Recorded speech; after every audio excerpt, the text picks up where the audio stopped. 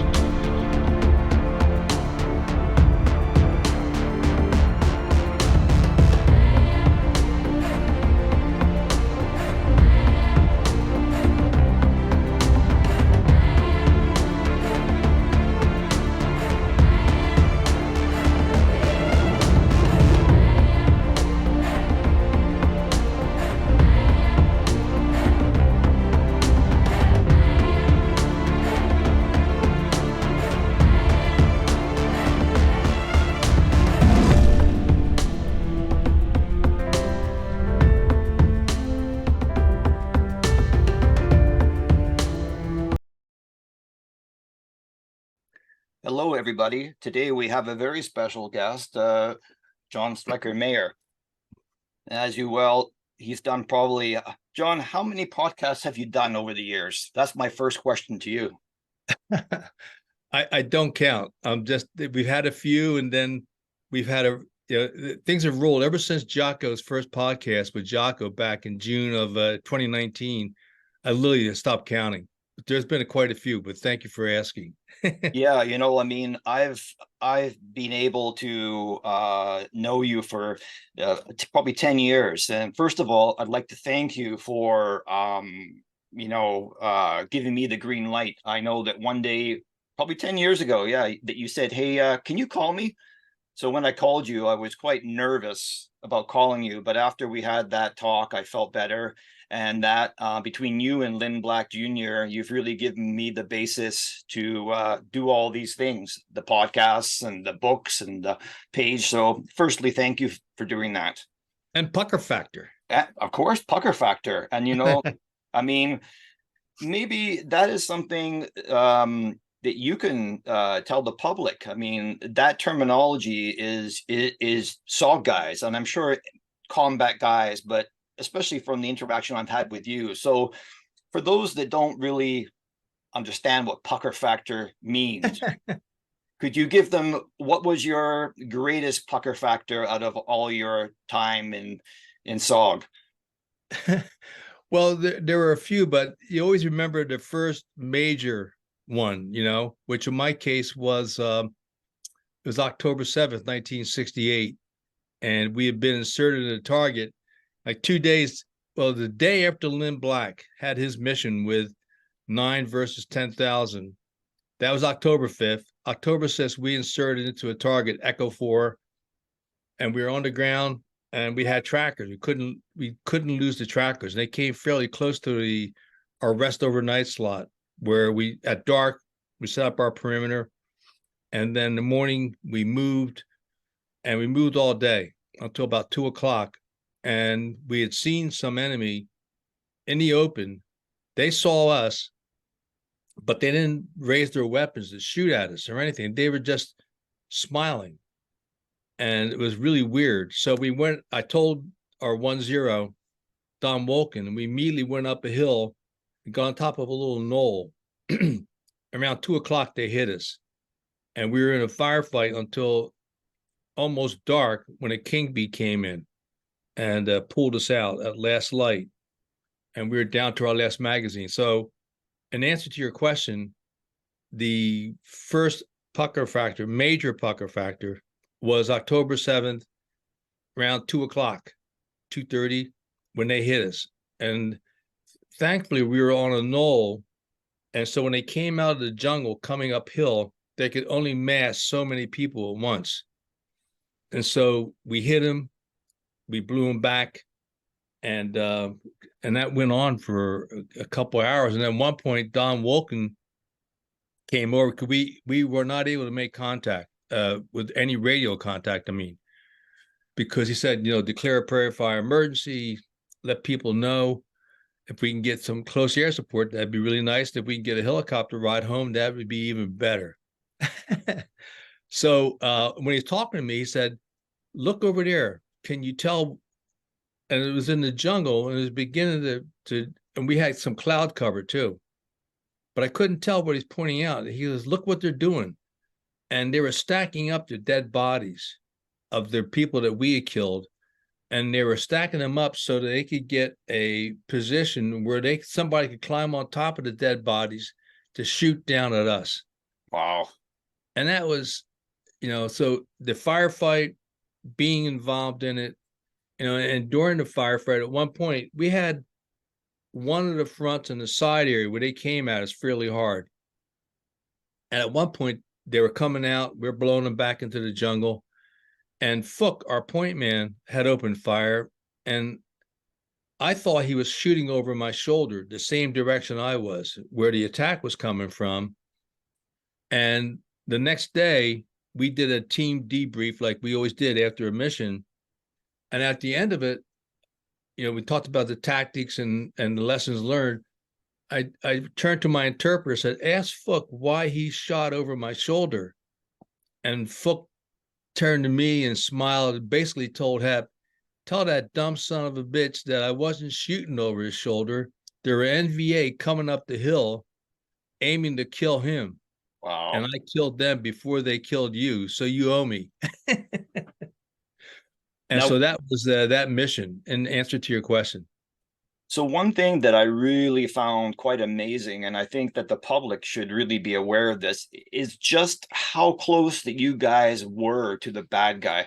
Having talked to you and Lynn Black, probably the most out of the last 10 years, your story really sent shivers up my spine.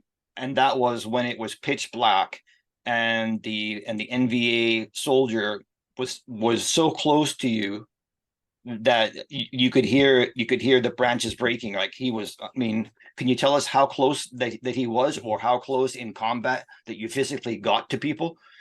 Well, every mission was a little different. I think what you're referring to is the night that the NVA touched my boot, my jungle Correct. boot. Yeah. Okay. So that was one of those missions from hell, where we had been, for a few days, we had tried to get into targets. We kept getting shot out. And so I rotated the team because, just flying to the AO, getting shot out of a primary, secondary, and an alternate LZ is really, over time, it gets to be really draining. Yeah. And in November, that was a month we really earned our paychecks. And that had happened 2 or 3 times. In the morning, we got shot out. We had lunch. They gave me a new target. Here's Echo 8, which was the target designator.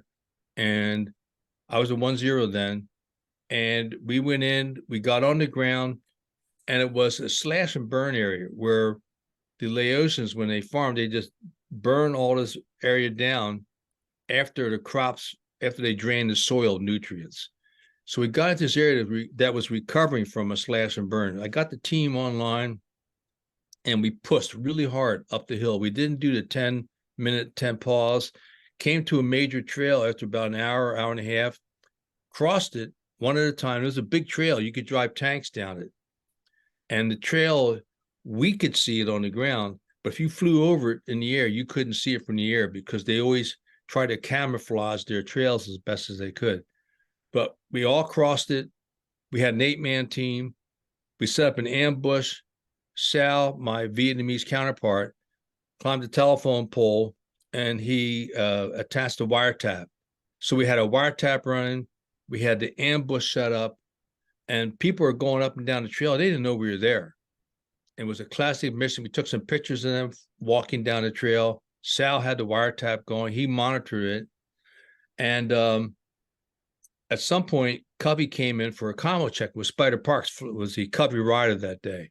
And Spider, of course, was the 1-0 of Idaho, where I trained with him with a few missions with Spider before I became the team leader. And I gave him the code. I said, hey, I got a code. We're going to have a POW meet you back at the primary LZ, or if you can find another LZ, let me know. And he said, do nothing. He said, don't do anything. Don't breathe. Don't fart. I'm at 10,000 feet. I can't see the mountain you're on, let alone try to find an LZ. So that increased our pucker factor right there and then. Another pucker factor moment in time. So we pulled in the wiretap equipment. It was beginning to get near the end of the day, and now the activity on the trail became more intense. So we went through this. We crossed the trail, went back into the jungle, and went away from the LZ, because now we could hear dogs in the distance. Further up the hill from where we had the ambush set up, we could hear tanks or trucks, some kind of a heavy vehicular travels, the engine starting, and they were moving up there above us. And so we got across the trail to get away from the trucks, but not go towards the LZ. And I forget the direction, but for this purpose, if we came from the LZ, we headed north, cross the trail. If we headed south, we go back. So we headed east into the jungle, and we moved again a little bit more quickly than ordinary, because I wanted to get as far away from that site as possible. We came to a stream. It was almost dark. We got into the stream and went up this stream, this body of water, for maybe 15 minutes. I forget how long it was, but we were in it for a while, and we had false trails going out. And then because they had dogs, we put down the black pepper and powdered mace. So when the dogs hit it, it would foul their noses. So, and the reason why we could hear the dogs, and Sal had climbed a tree to tell us that there were dozens of dogs. And when he climbed the tree the last time, he could see hundreds of lanterns coming up the mountain, all in search of us. And because we had moved far enough away from the initial setup and the LZ, they were misdirected. And so I think there was some fringe that was coming up towards our area. Anyway, we're in the stream, we go up, we finally climbed down. It had like a bank to it, maybe 10, 15 feet type embankment from the stream. We go up, we set up an RON, and my position was facing the stream, boots facing there. I'm sitting up against a tree.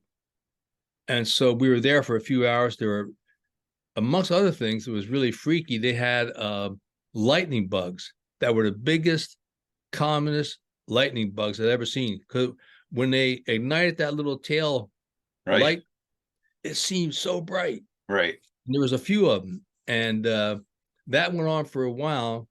But finally around, I forget what time, midnight, 1 o'clock, they were still looking for us. And 2 NVA were in the stream. They went past us, and they had a lantern. And the lantern ran out of fuel. So they turned around and came back down. They're going down the stream. I could hear them talking to each other. And when they passed us, Hep, my interpreter, coughed.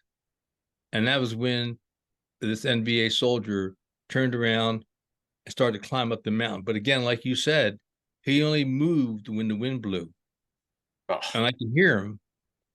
And I was really impressed at the fact this guy was that cool. But he came up, I'm sitting there by now with my car 15 pointed at him. And when he got one point, he touched my boot. And it took a while for him to get up that embankment. And I heard him catch his breath. And so I had my feet spread, the car. If he had done anything sudden, I would have opened fire with single shot. But he didn't, so I didn't. And when the wind blew, each time I could hear him going down, moving back. And I could, if I had written down the time frame, I could have given you the second by second blow of when he moved. Anyways, he gets back to his buddy. He heads down the stream, which is south.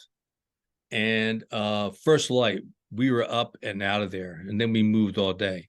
So yeah, that was one of those major pucker factor moments, getting close to the bad guys. Wow.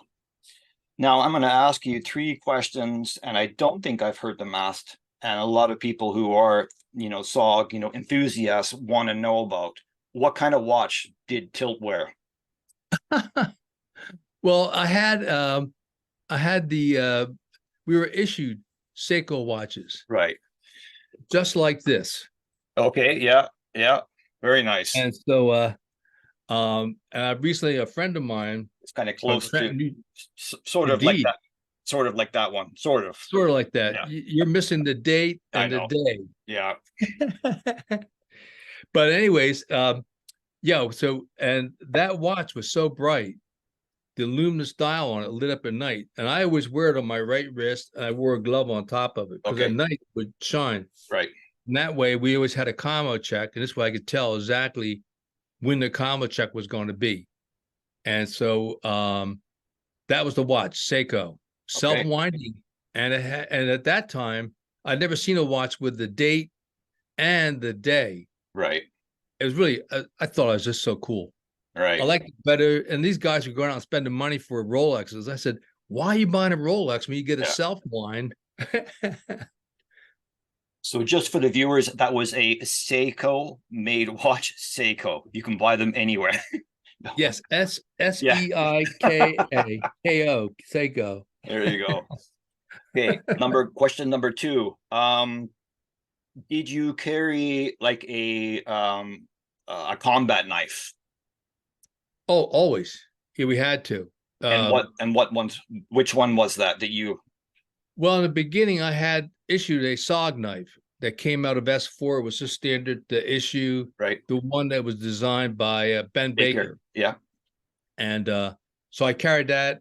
And then when I lost my web gear, when I passed out on one mission, I fell to the ground, and Henry King came out, took off all my gear, picked me up, and threw me in the helicopter, and the King pilot left. Right. Before Henry could go back to get all my web gear, which had my Car 15, SOG knife, and my sawed-off M79. I had a custom designed holster for my sawed-off M79. So anyways, it's still in layout somewhere. Can you imagine if someone found that? Yeah, no kidding. Yeah. Wow. Okay, and the other thing, I know that don't forget. So after that, I got a K-bar. Oh, okay. Yeah. That's, I mean, of course, my wife would tell me that I have everything. And this K-bar, I won't mention the man's name, but he's one of your counterparts. You know, he is from a CCC, and he actually sent me his knife that he took with him. Really? So I'm going to put that into a framed box. I am like a shadow box. I don't want that to get mixed up with the rest of my stuff. Okay.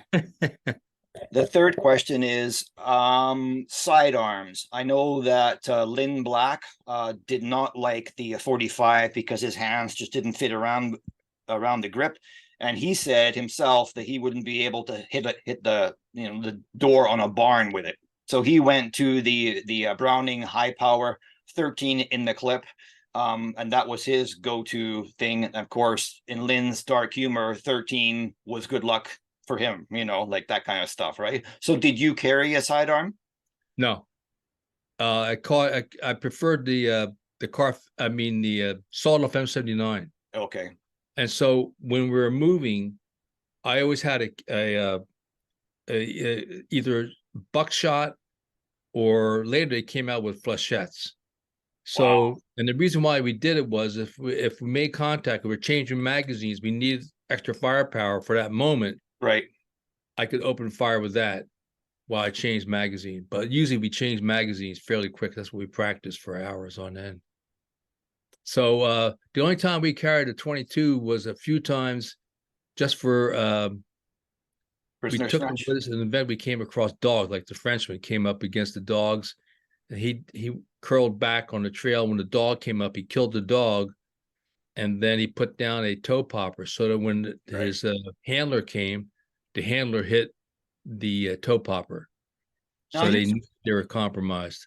Here's a separate question I was going to ask you about the NVA and the dog trackers. Now, did they prefer a dog like the U.S. military? They've liked German Shepherds or Belgian Shepherds. And some labs I've seen in pictures from the Vietnam War. So did they, from your knowledge, did they have a particular for a species of dog? You know what? I don't know. I never had a chance to talk to him. The first time that night with Echo 8, Right. the dogs, and we heard them the first night, and then the last day when we left, the dogs were out again. And those dogs, they had to be big, because when they barked, it was kind of like, oh, Right. oh, or like some dogs, they go bark, bark, bark, bark, Right. bark, like, or the stupid little lap dogs, Right. and they didn't sound like the beagles or other Right. dogs that are used for traditional hunting. So whatever these were, they sounded big, and it was really nice to hear them when the noses hit the powdered mace. It made my day. You know, this is a question or a comment that just came into my mind, and that is that ST Idaho did have a dog for a mission, I believe. There was a dog that was, on that group picture of ST Idaho. Oh, yeah. Yeah. That was from 67, right? Yeah. And so, but it was like having the dog didn't seem to help the team, and then it didn't, to your knowledge, they didn't use dogs after that, right? That dog was just there for pictures. Oh, really? To the best of my knowledge, nobody out of FOB1 ran missions with a dog in the field. Okay. And there may be some esoteric stories, maybe down south, Right. but out of FOB1, it was just, we never talked about it. Of course, I got there in May of 68. Okay. So that picture was taken of Idaho, because Idaho was one of the first 5 recon teams in SOG. And Idaho ran missions all the way through the 8-year Secret War. And at the very end, that included, they ran all indig teams. The indigenous troops were so good. Do Ti Quang became the 01 on that team. And he was with Lynn Black on October the 5th. He was one of the 6 Vietnamese team members that survived that mission on October 5th, 68 with Lynn Black. And we brought him over to Idaho. When Lynn came on the team a few months later, he recruited Do Ti Quang, and he was just a fearless soldier. So with that in mind, you did after you'd done your first tour, you went back home, you went stateside. And question I had for you, then you were part of the 10th Special Forces? Yeah, at Fort Devens, correct. So I don't really have much knowledge of the 10th. I mean, am I right in saying that their job it's like Homeland? Was that what it was? I don't really know much about the 10th. No, that's okay. The 10th has a long history for RSF. The 10th Special Forces Group was the first Special Forces Group. Wow. And they called it the 10th Special Forces Group because when they knew that the Russians would learn, once they surfaced publicly, they wanted the Russians and the Chinese communists and whoever else would be interested to say, oh, it's a 10th. Well, where's the 9th and where's the 8th and the 7th? I see. So that was, and the originals. So they call them the Special Forces Originals, and they're the people who went through training group and were trained up, and then they took a boat to Germany, and they were the first Green Berets to go into Germany in 1952, at the end of early 53. They went in by ship. They took a train, 1 or 2 trains, and then they marched into Bad Tolz. Okay, yeah. That was the headquarters for the 10th Special Forces Group in Germany. And they marched in, and Richard Simonian, who I used to work for, he was an SF original, and he just turned 91, and he talked about marching into that moment of time. Clyde Sincere was a member of that group, and so that was their top area was Europe, and of course the Cold War was red hot then, and the 10th group stayed in Germany, and that's where Det A ran their missions out of. All the top secret missions in Europe, across the fence into East Germany and neighboring countries, because the idea was with the Russians, if they ever attack and come across, we have to have something like the OSS did in World War II, which was to hamper their movement, attack their supply lines, and inflict as many casualties as possible. So that's what the training was in essence through 10th Group. And then when I came home, I arrived in Vietnam in the end of April 68. Then we had 1 year tour of duties. I came home at the end of April 69, thinking I was going to go to Fort Bragg. But in the meantime, the Army had different plans. They had opened up a branch of the 10th Group at Fort Devens. So it was a new group in terms of being in the United States and Massachusetts. And so the fort was there, and we had different companies, like most of the SOG guys, Spider Parks, Pac Watkins, Jeff Junkins, Tony Harrell, they all went to D Company. And D Company was really active, like a traditional A team. And all the old SOG guys got put on A teams there. They did training missions. Some would go TDY to Germany and work out of there. Aside from that, I'm not familiar with it. But in my case, I got stuck in the signal company, and it was run by 2 lieutenants that were worthless. And we had senior NCOs who were there, like E7s, who were proud of the fact that they had not gone to Vietnam. And there was one guy in particular, some fat guy named Sergeant Martin, who joked and said, "You're not smart enough to get out of going to Vietnam like I did." And he was out of shape. And I just said, what are you wearing on your head? So anyways, I hated 10th Group. That's the long and short. I was there for 5.5 months. I went to the Pentagon, saw Billy Alexander, Mrs. A. flowers and a bottle of wine that she liked. And I got orders cut that day. So back then, you could just walk into the Pentagon. And I got directions, went to her office and introduced myself. She said, "Okay, come back in 3 or 4 hours." I went out to the car, took a nap, because I drove down from Fort Devens down to Washington, D.C. And then after that, went back. She was there. Said, "Here you go. Good luck." And cleared base the next day. And then I had no leave time. So I went home, told my folks the bad news. And the 4 or 5 days later, I was on the way to Vietnam. Now, how for all of us who are me watching you and everybody else watching this, how are you able to return to CCN and get back onto your old team? I mean, was that hard to pull those strings? No, because there weren't many people that would go to the Pentagon. There were, like Joe Parner, Right. Billy Wall, some other people that over time had gone back to. In fact, I was surprised at how many guys have done this. But they've gone to Billy Alexander. This was the woman's name, whose job was to keep the billets filled with 5th Special Forces Group and SOG in Vietnam. So when I went down, I told her where I wanted to go. She had my records. And so she just told me, "Okay, we can cut the orders." When I got back to CCN, they had a command sergeant major was John Hobbs, just a classic sergeant major. I said, "Hey, I'm back. Can I get on my old team?" He goes, "Yeah, Doug Letourneau, the freshman, just went home. So there's an opening on Idaho." And that's all it took. So I went back, and I'll never forget it. After seeing the sergeant major, we had the headquarters was on top of a little, was the highest area in camp.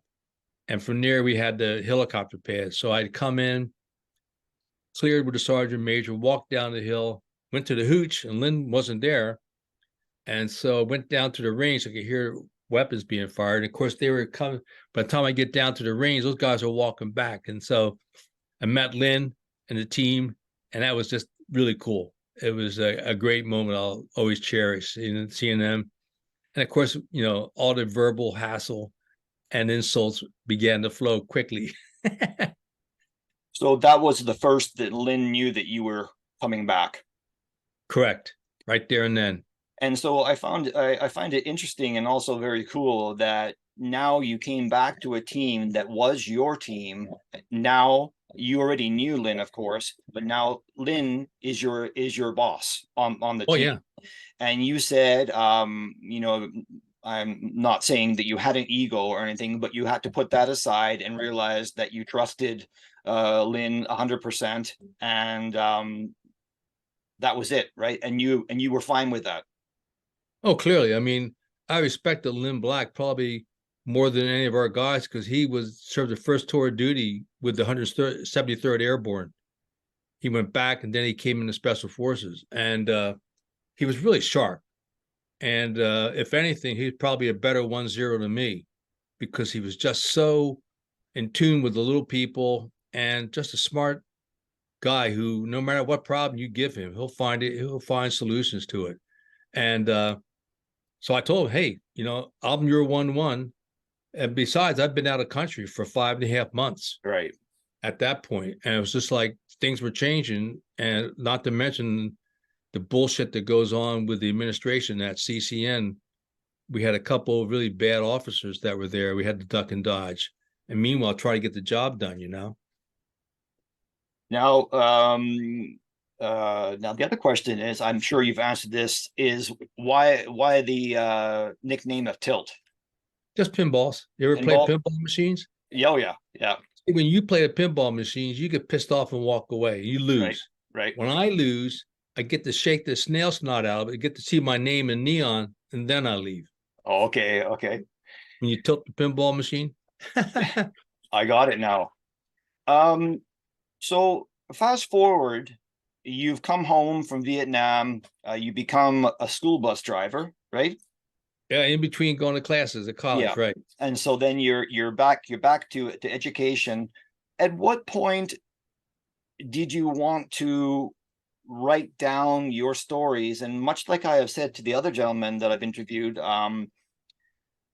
was that helpful as far as getting some trauma, or just was it helpful, like, the, you know, therapy wise, to get the words from your mind onto paper and just like write about what had happened? Did you give it?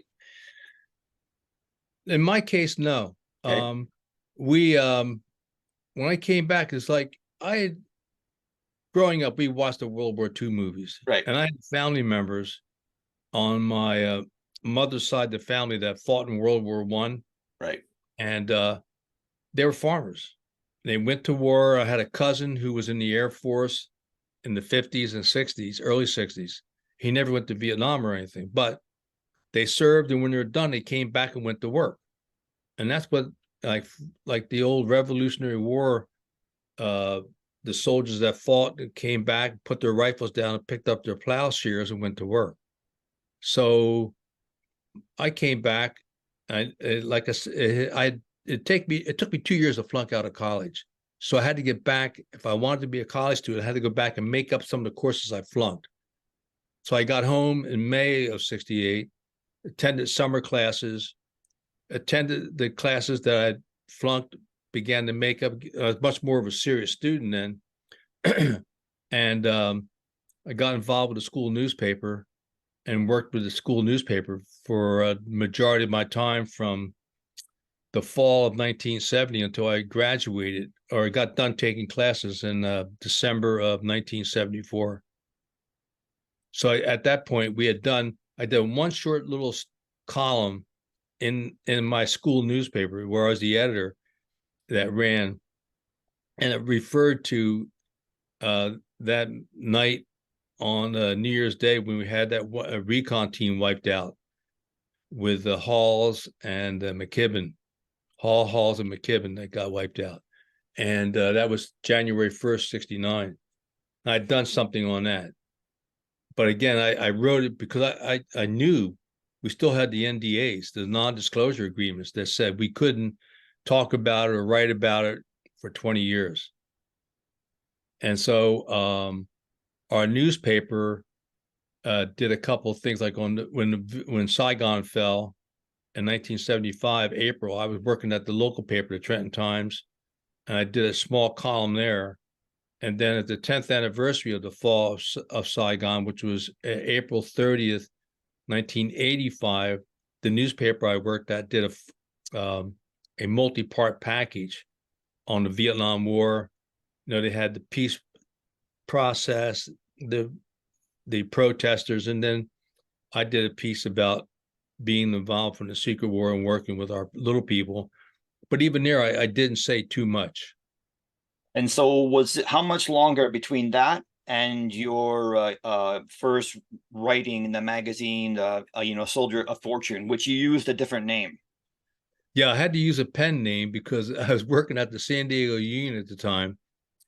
And I think that if the publishers and the top editors knew that I was writing for Soldier of Fortune, they would have been very unhappy about it. So I used the nom de guerre, which was Isaac Stotz. So Isaac was an uncle, and Stotz, Staats, was my grandmom's maiden name. You know, it's funny that you mentioned that because I've talked to some very interesting people over the years, and one was an undercover policeman and did lots of that. And I said, I said, do you have to use fake names? He said, yes.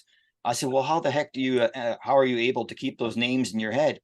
And he said, what you do is you choose names that you know.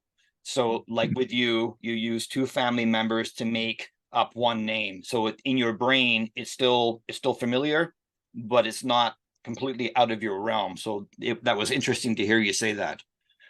Well, yeah, and I finally met Robert K. Brown, the publisher and owner of Soldier of Fortune magazine, and Tom Cunningham, who was on ST Louisiana, had worked with Soldier of Fortune, and so through that period of time, right around the 1980s or so, I met him, and at some point, we got talking about doing some stories, and he had did the Soldier of Fortune did a couple of the first big packages on SOG before I was writing for him.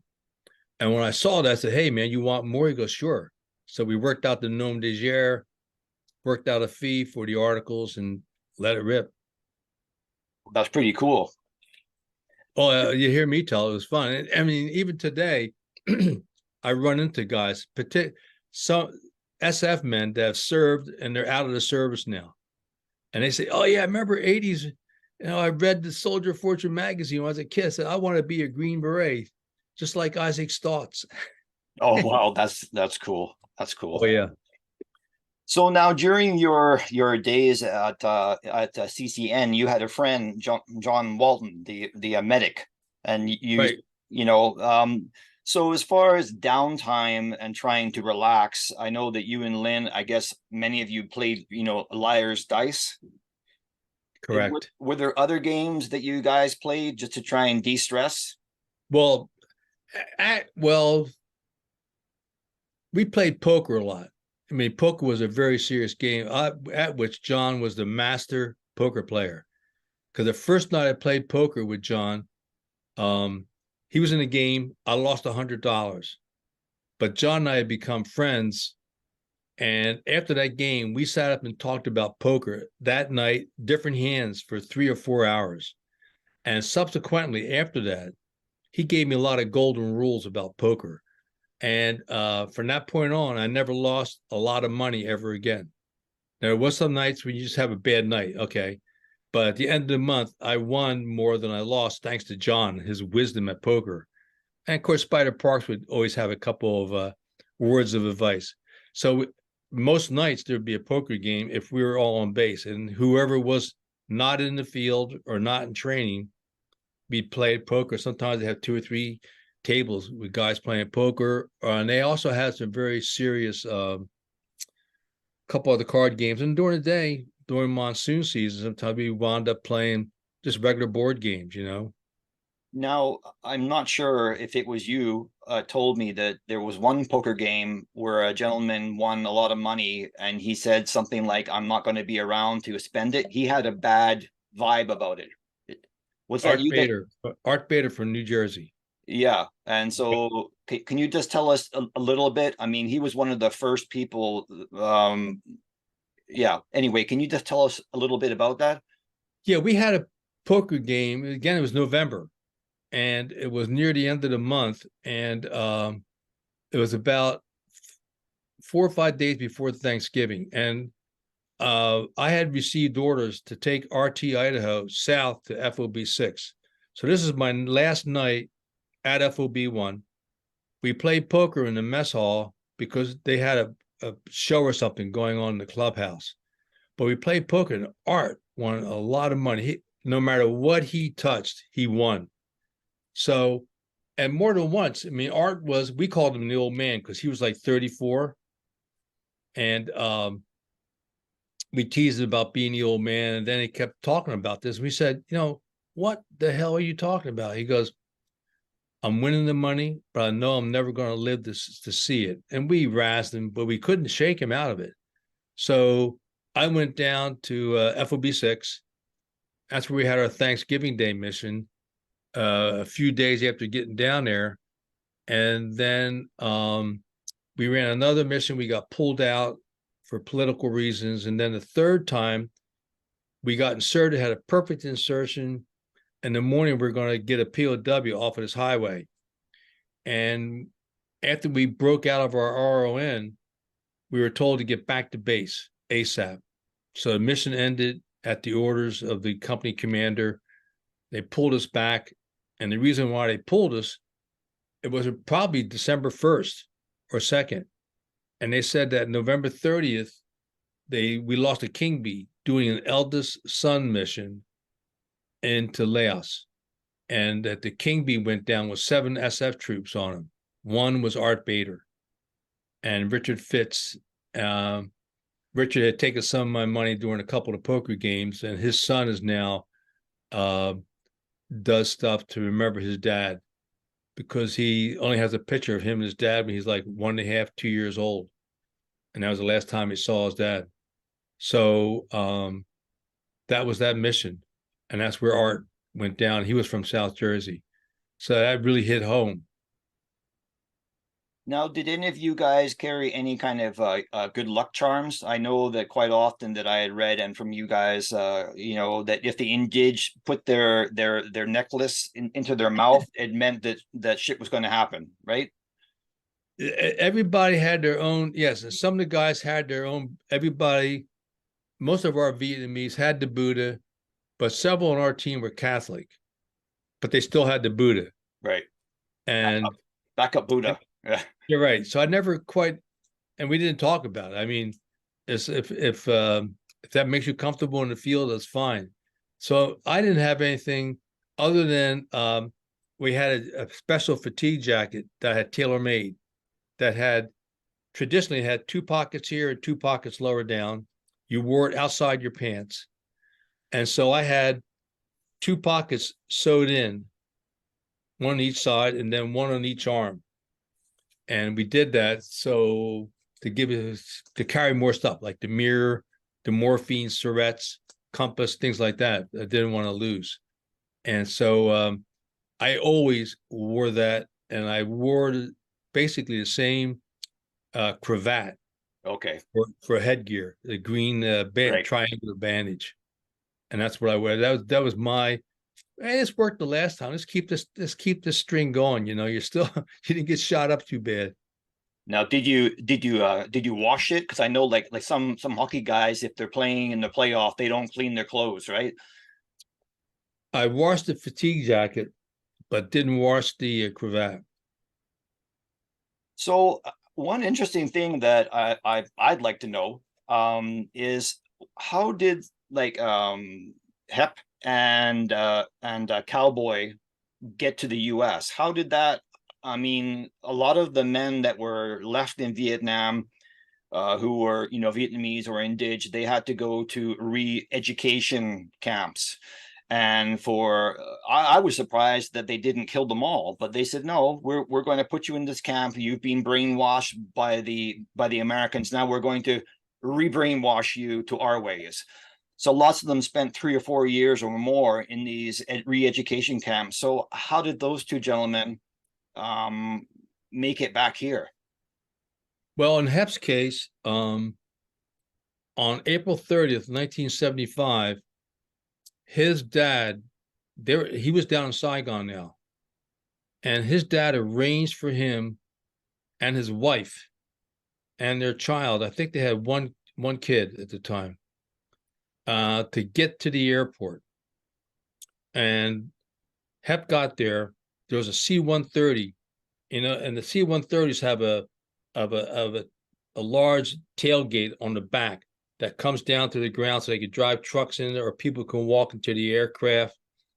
And that was at halfway down.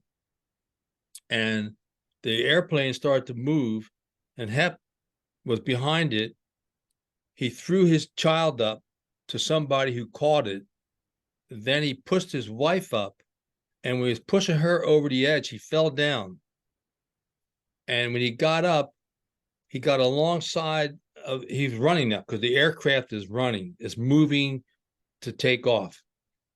And so he's running alongside this aircraft, and a man reached out who he doesn't know to this day, but he told me a man reached out, grabbed him, and pulled him into the C-130. Wow. And they exited Vietnam. So Hep was able to avoid the re-education camps. With Cowboy's case, when Saigon fell, because the North Vietnamese were still heading south, he turned around and headed north. So he assumed that any North Vietnamese that would see him, because he was taller, right, moving north, and he still had a little bit of a North Vietnamese dialect that he could fake. Nobody bothered him. Now, I forget how far north he went, but Jocko podcast number 258, we had the interview with him where he explained more details on that. Okay. And but he got out. I don't think he had to go to a re-education camp, but it took him a while. I think he had 2 or 3 tries before he finally got out, and he ended up in San Jose. Now, we also had King Bee pilots like Captain Tin, who saved John Walton on August 3rd, 68.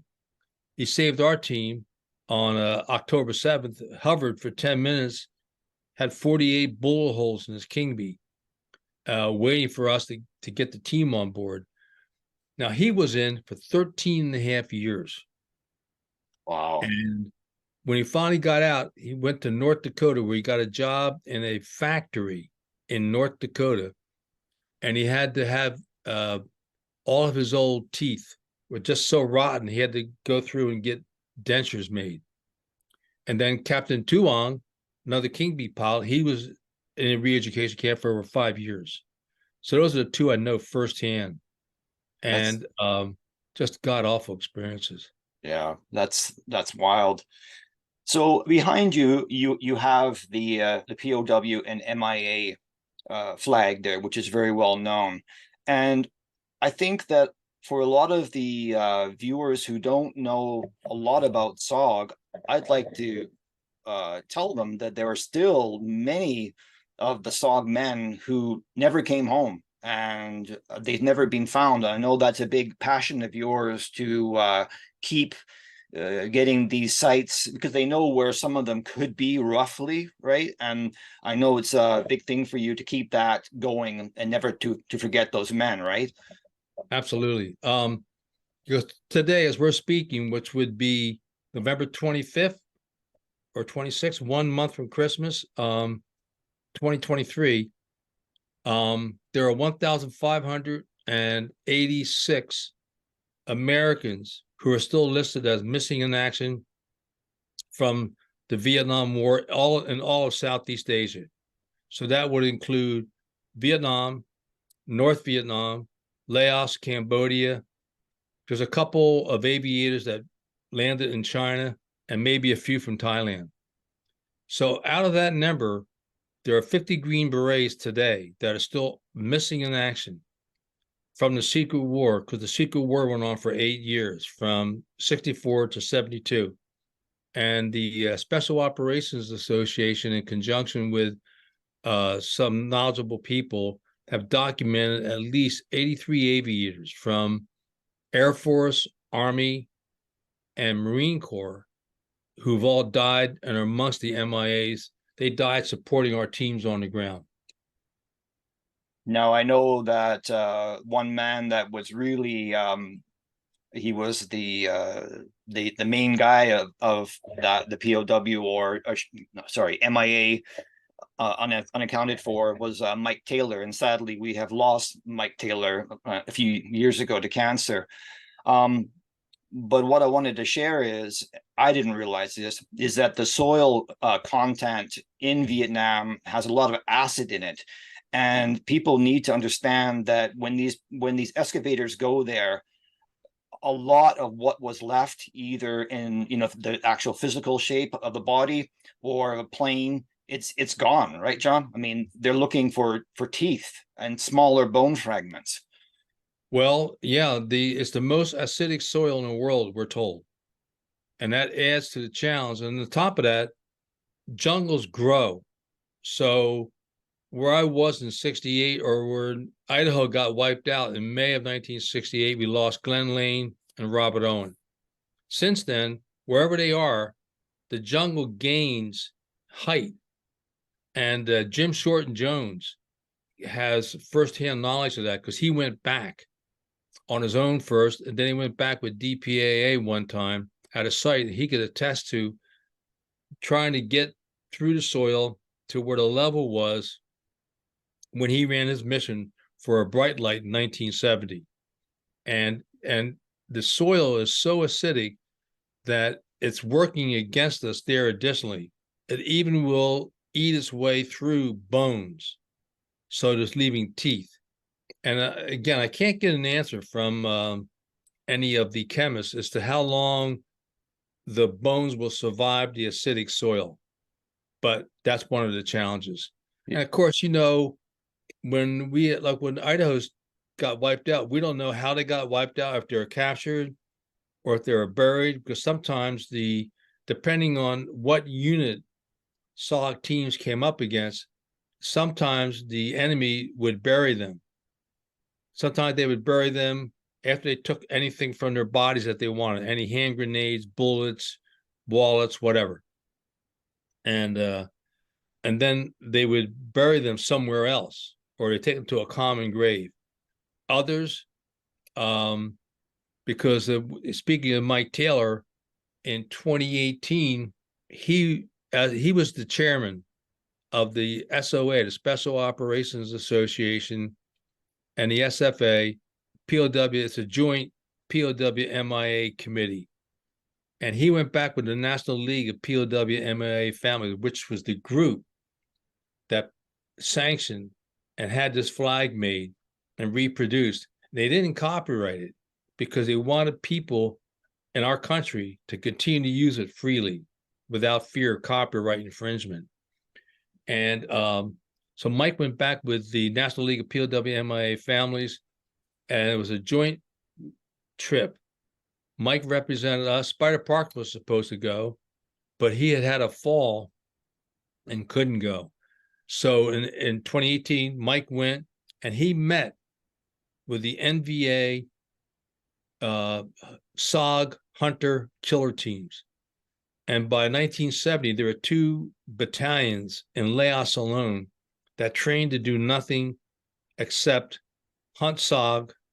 Our recon teams were a hatchet force and kill the Americans, and then leave the indigenous troops alive for PSYOPs. And Mike went back. Somehow he did. He pulled it off, and he had a good meeting with them. And the idea was to try to improve cooperation. So today, we have the best cooperation historically ever for the POW MIA mission. And from South Vietnam, Laos is improving, and Cambodia has always been pretty good, with occasional flare-ups for reasons that are political. So that's worked quite well. And thanks to Mike on that. And then, that's been a primary mission that we tried to work, but again, we're just limited to what DPAA can do. And now with Vietnam, they're offering to do much more. And we're hoping that DPAA can respond to get back to our heavy emphasis. We know because of COVID and all that nonsense that we went through as a nation, that impacted the searches for our POWs. I mean, MIAs, basically. I don't think any of our POWs are alive, but that's only my opinion. I don't have written proof or evidence to back that up. Now, as years are ticking by, and the popularity of SOG, a lot to do with you, that more people know about SOG. Is there something that you would like to tell the public? Like, what do you feel is important? There are so many veterans like yourself who have written books, and with more and more people doing podcasts, you guys are talking, and that's wonderful. But you know, is there, what does John want to achieve further than what you're doing now? Well, for me personally, I wish DPAA would get off its ass and just really go after as many cases as they can. There's a lot of internal reasons, political within DPAA, that I don't want to bore people with here, except that, in my opinion, Eldon Bardwell and Spider Parks and the majority of the men who fought in the Secret War, that we all know, guys, that we left behind. And it wasn't a choice. They were dead. We knew they were dead, and we had to survive to fight a mission another day. That option sometimes to go back and get the dead was not an option that we could survive and live through. So to me, I wish DPAA would have more resources, more people, and work with even with the NGOs, the non-government organizations. There's a few more that are working, but they tend to go more. The NGOs today are going for World War II, and Korea remains. Whereas in Vietnam, you know, until the Vietnam families put together the National League of POW MIA families, and they went after Congress, they went after North Vietnam. That's the only time in history where family members went to the enemy, North Vietnam, and said, treat our POWs better. Right. So the National League of POW MIA family has been there for our soldiers from day one. And the chairman of the board for the National League is Ann Mills Griffith, whose brother went down in 1966. He was a backseater with an F4 with the Navy. And she fought and worked in this campaign. And then finally, they, again, through some of the improved relationships with the U.S. and the Vietnamese, they were able to recover his remains, and he was buried with high honors at Arlington. And I think it was 2019 or 2020. Now, a lot of these stories that I've been talking about are from your book. Now, you've written multiple books. And, 3 altogether. Yes, sir. Yes. And the really cool thing is, I mean, here's one of Lynn Black getting his Silver Star when he was, Now, for an editorial comment, right, Lynn Black should have gotten the Medal of Honor for that mission. That's what I've heard from many of you. And he was screwed by some of his officers that they're not here to defend themselves, so I won't name names, but it's really a disgrace. And Lynn is such a cool guy. He is, I'm very lucky to call him a friend, and the art that he does, he's a very unique individual. And he's answered, you know, there's not too many questions that he won't answer, much like yourself, you know, so that's really good. But what I was going to say is, even though I've read this book more than once, the more that I learn about SOG, the more that the names make sense, the people's faces, and like, oh, I know that guy, or I talked to that guy, or I talked to their family, you know. So it's really, you know, of course, then I've got John's book too, you know, that's a good hefty read. Well, you go to page 288, you'll see that John identified me as Lynn Black, and then he insulted Lynn Black by calling him John Meyer. Uh-oh. Yeah. But in his latest pictorial, John Plaster corrected that. Lucky to be alive, it says. Yeah. Page 288. Yeah, I saw that there. That's great. So are there going to be any more of your podcasts? I mean, we're all loving them. We just want to know what the status is with that. Well, it's first of all, I'll be indebted eternally to Jocko Willink, the Navy podcaster extraordinaire, Navy SEAL, 2 tours of duty in Iraq as a Navy SEAL. His second tour of duty was in 2006 when he was the officer in charge of Task Force Bruiser when they had to retake Ramadi. Right. And I think it's safe to say that Jocko was on the fast track to being an admiral someday. But he came to the 20-year mark. He had a choice. I can go on with a career or get back to the house and be a dad. Right. So he's got 3 girls and a son, and he made the big choice to go home, to be a dad. And it's just a classic example of a warrior father who cared about his family. And so through Jocko, he's now one of the premier military podcasters. Yep. He has a few more views than you, but you're working on it. You know what I mean?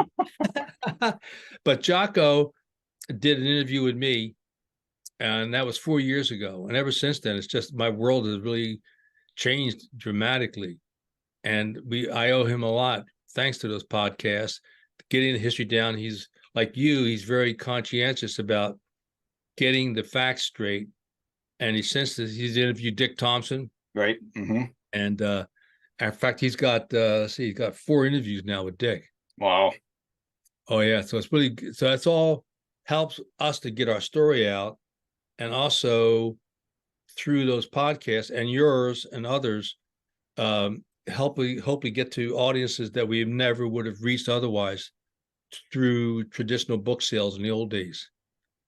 Yeah, even for me, this is a new thing. And if you would have said to me 5 years ago, hey, Jason, you're going to be doing this, I would have laughed. It's really not something that any of us feel comfortable doing, having people watching well, for me, it's not, Sure. So, but it's great to be able to talk to people like you. And even though I'm quite a bit younger than you, I was never really one to know much about Zoom, but I really do encourage people, if you do have a veteran in your family, if they don't live near you, pick up the phone or, Zoom call. It's not that hard to do. And just especially this time of year that we're approaching, Christmas, there's a lot of people out there who could use a phone call. Oh yeah, and then also, if you don't mind, I'd like to get back what Jocko has done. I did several interviews with him for his podcast, and during the last couple of interviews, he said, we should do a series called SOGcast, where we'll interview SOG veterans or people that were support elements. And I said, yeah, I'm all for it. So at the end of the last one, we re-interviewed Captain. Oh geez. Anyway, the name will come to me, Captain An, A-N. Yep. He was a King Bee pilot. So that was Jocko podcast number 259. And at the end of it, Jocko and I were talking off camera. And he goes, yeah, let's get the SOGcast going. I said, sure. He goes, you're going to interview him. I go, me? He goes, yeah.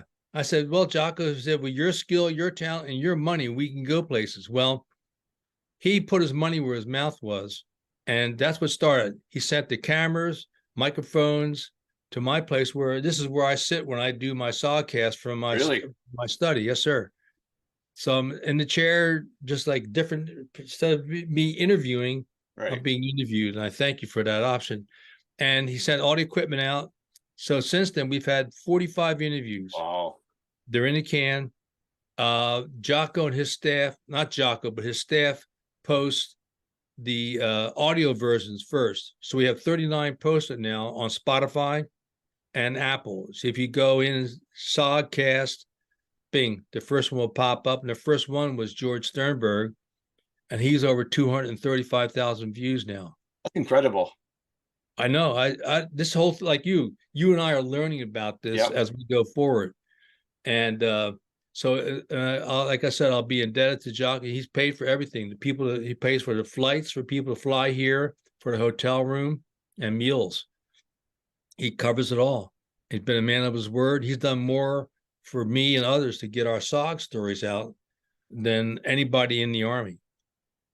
And I think what's really important, and I tell all of you guys, whether it be in my books, the Pucker Factor series, or now with this gives you, the veteran, the opportunity to tell your story in your own words. It's not something that's been told to another person and then written in their version of it. So it's so important.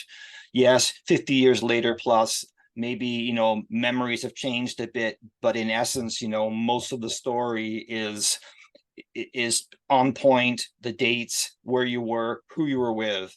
And, this will be what we're doing right now will be watched 30 years from now. Even if they don't have YouTube, these records will be kept, or 50 years. So that's why it's so important. I don't know that I'd be here. No, 50 years. No, I probably won't be here either. So No, because you're only 20 years younger than me. We'll be all pushing up daisies someday, but yeah, our work will remain after we're left Mother Earth. Yeah, and that's really, and that makes me feel good that I'm able to do these things. And I'm not an expert, but I have the relationships with you guys. I mean, I wrote down 4 or 5 things, and every dialogue that we've had here is from our friendship over the years. So I'm going on past memories and your books and your podcast. So it's nice to be able to do this. On a final point, did you say that you will be doing more podcasts in the future? Oh no, we're still doing them. It's just Okay. that things have slowed down for me on a personal basis, Right. Okay. with some issues at home, Of course. and we always have family and then work. I'm still working with it's not an official job, but being involved with Special Operations Association, and then with Fifth Special Forces Group. They're only 1 hour away, so we're involved there. And plus, I have 5 acres out here in Tennessee, where we moved 3 years ago. So it's been working with my wife to get things settled in here, get a routine down. So we've done 45. We're going to continue to do more. And then until Jocko says stop, I'll keep pushing. And we just had a slight delay, and now the holidays are here, but we'll get back into more of a flowing of these. Like I said, right now we have 39 that have been posted. Number 40 should be going up soon. And that's done on the audio side alone with Spotify and Apple. And then we have 23 that are up on YouTube right now. Now, is there a part, also you also wrote articles for SOG Chronicles, right? Yes, sir. So if people want to read some more of your writing, they can, or stories, they can My go. website is SOG Chronicles. And are you thinking about soft rep? Both, really. I mean, I suppose what I'm trying to do is tell the public a good place to search out more information. So they can go to my website, which is sogchronicles.com, www.sogchronicles. All the podcasts are there. Other ones that I've done are there, as well as the books. And we have a few pictures, not a lot. And all of the ones we've done with Jocko have been posted there also. Oh, great. And then when you post yours, I'll have my webmaster post yours on the website also. So you can go to it. Yes, sir. Well, as I like to try and keep these things to an hour, we're at exactly an hour. I feel that that's a good balance of time. So we thank you for doing this with us, or with me. There is no us, but for us is what I meant. And I hope people go to that website and continue to listen to your peer group as well, and learn all that we can while we still have you guys here. Thank you. And then, and if people have any questions for me, they can go to the website, and at the end of it, there's a contact where they can contact me there. And then additional to that, at the very end of if you scroll through all of the blogs, go to blog and go to the very bottom, there's also a History Channel presentation there. Oh, cool. That was well done on SOG, that we're in there. And so all that's there for anybody that's interested, as well as our MIAs and some of the Medal of Honor recipients, not all of them. Okay. Well, thank you very much for your time today, John. Well, thank you, sir. Have a good day. Till next time, Jason. God bless. Thank you. You too.